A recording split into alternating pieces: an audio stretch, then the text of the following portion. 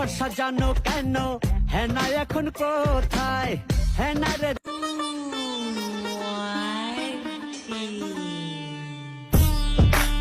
আয়না গড়ি ফষ্টি নষ্টি দেখতে নোনতা খেতে মিষ্টি। अब की बरस है ये सावन, जान न मेरी ले जाए, अरे अब की बरस। আরে সন্ন্যাসী হইয়া আমি পাংখার মতো ঘুরি, তুমি মিঠা কথায় আমার বুকে করে দেখাবো